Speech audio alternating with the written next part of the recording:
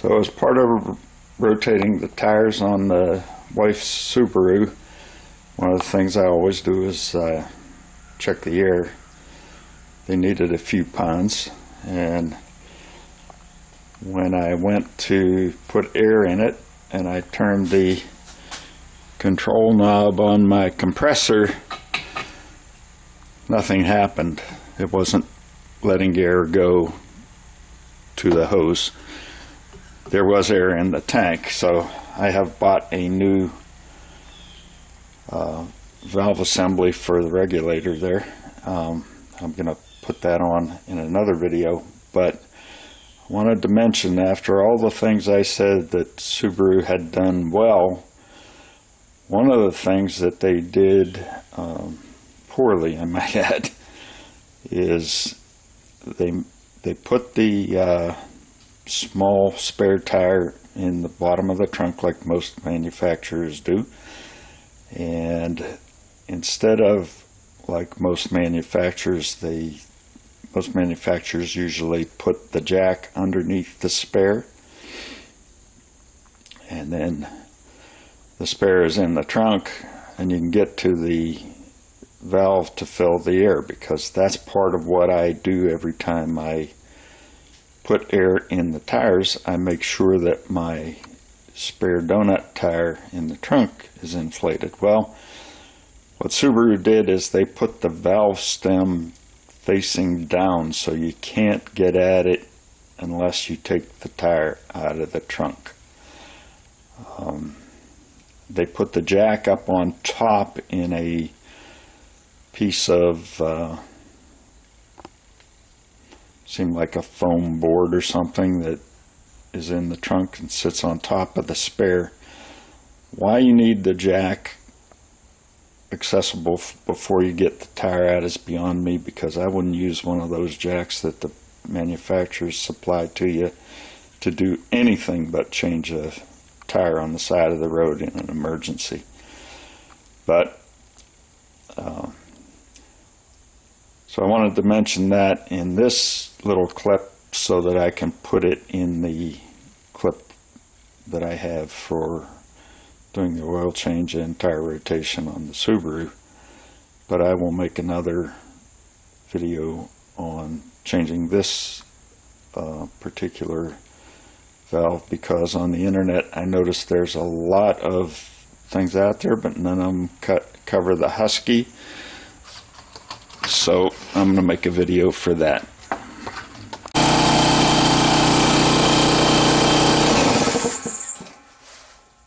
Shutting that off for a bit. What I had done when I had the problem with the air compressor not being able to dispense air to the outlet, is I took the thing apart. In the process, when I took off this thing, which just simply unscrews further, there's a little drop there, and then you can unscrew it further.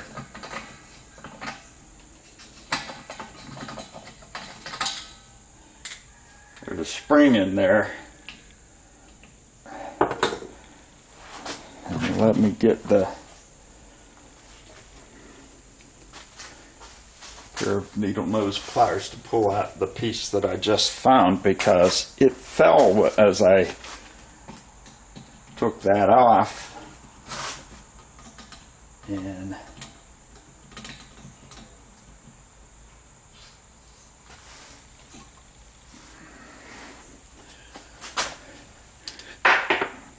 I lost it. Didn't know that it went in there. I was looking for the spring because I saw that drop. And let me shut off the camera for a minute and show you what the inside of that looks like. As you can see inside there, I'm in an awkward position, so I'm having trouble holding this steady. See that brass thing in there?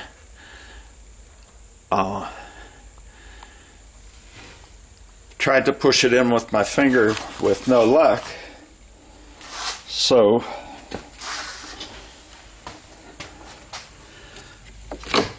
I simply took my 6-inch extension, or thereabouts, 5 maybe, held it like such and banged up against that brass thing and banged on my hand with my other hand. Didn't take much and it popped it loose.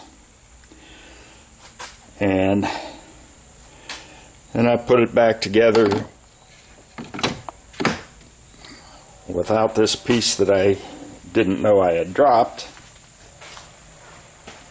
And it was leaking and all that. So I drained the tank. Today when I came out, I had done some research on the internet, and I saw people were talking about that little device. And I put it back in, and at first blush it seemed to be working before I shut off the compressor. So I am going to mount the camera again and put that back in and see what we got.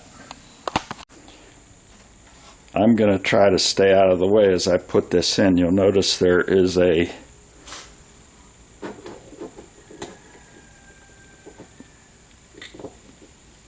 little raised portion on there. This spring goes around that, so it goes in that way.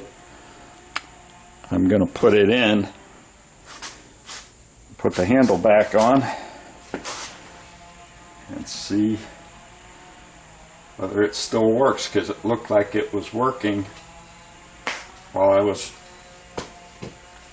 running the compressor. I had the air coming out here, and it was the same as the tank pressure. And so what I did is I turned it to 0 to see if it would shut it down. Okay, so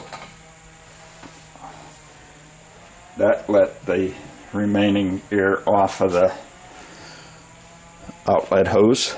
I'm going to zoom in just a little bit and see what we get if we try to crank it up.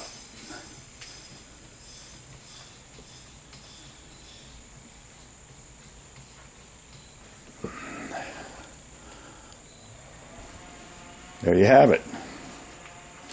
I'm going to turn it on and let it run till it fills up the tank and see if that goes all the way up, and then try and drain it off. Doesn't look like this is hard to change.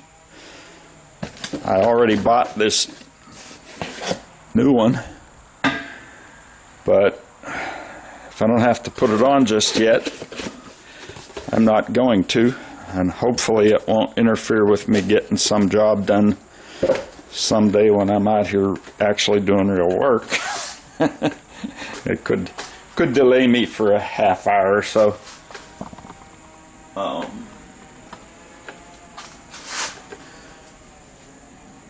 So I'm going to turn that on, and I'll be back when it fills up.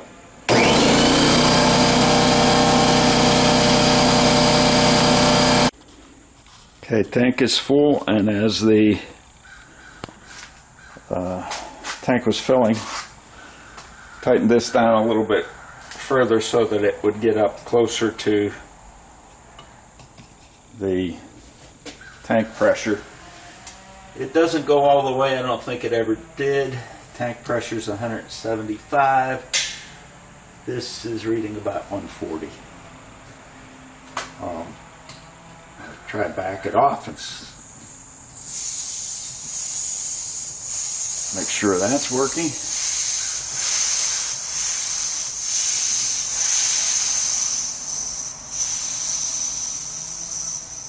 And I'm stopping partway down to make sure it's not leaking air other than when I'm relieving the pressure on the hose.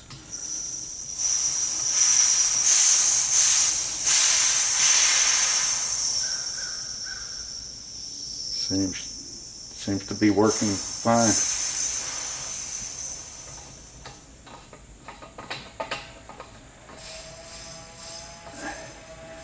Okay, so I guess I have a spare regulator. I'm not going to replace it now since it's working, and all I did was just unstick that little valve. If it happens again, that'll be the first thing I'll try. And I'll know that I have that little black disc in there to use. Make sure it's in there right. So, since I'm out here and I've got this thing going, it looks like in order to change this, I would take off the pressure release valve here. I would take off the 2 gauges. And it looks like these shrouds have to come off so that you can turn it. It'll clear the handles. Well, maybe not. I might have to take off the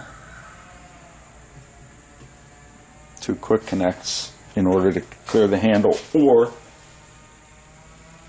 there's 4 bolts holding the handles on. Let's see if I can. Here, 2 on the other side. But it looks like this has to come off. The shroud has to come off to be able to rotate this. So can't imagine that take more than about a half hour or so to do that job, depending on how hard it is to get those things off. One of the hardest things is there's this rubber hose here, and it has a hose clamp that is one of those crimp-on styles, so in order to get that off, I'm gonna have to bend that. It's the only way that loosens. And I'm sure I have a small hose clamp to put on it. Let me see if I can get focused in on that clamp I'm talking about.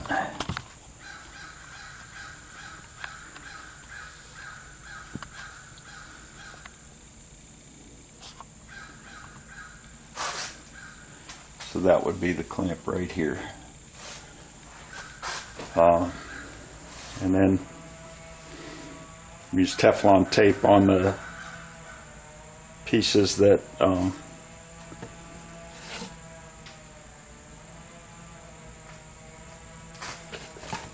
threaded in. They give you a couple new fittings. I would use the one that is the closest to the size that's on there now to make sure that there aren't clearance issues whenever you put it back together.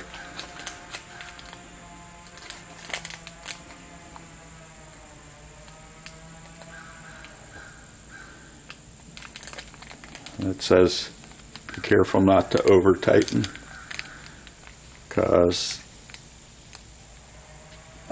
it'll ruin the NPT tapered threads. I'm sure that's what it says.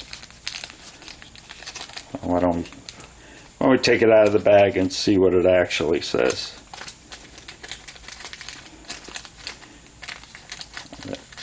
I know that this fits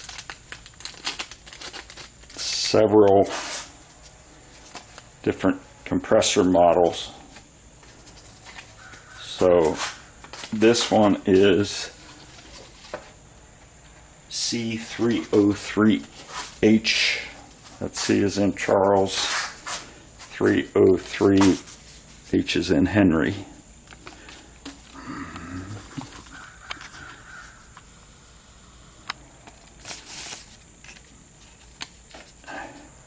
It says, caution, do not over tighten. Over tightening will cause ports to split or crack. The ports are NPT tapered threads. So you get them tight, they should seal.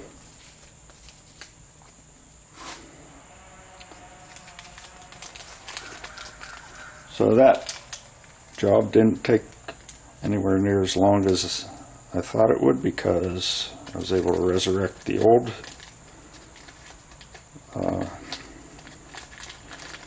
control valve. I'm sure it has some useful life left in it. Probably was just stuck for whatever reason. That was stuck in the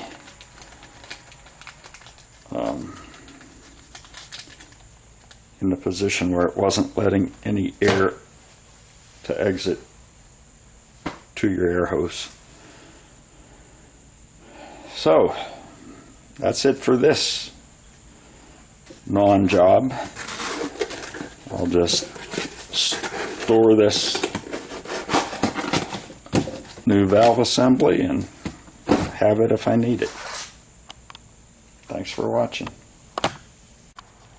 I forgot one thing, the little shroud that encloses the valves and everything had to be taken off to get to where I could take that handle out and see what it needed to be done. It is a Torx T20 screw that's in there, and I will just go put that on.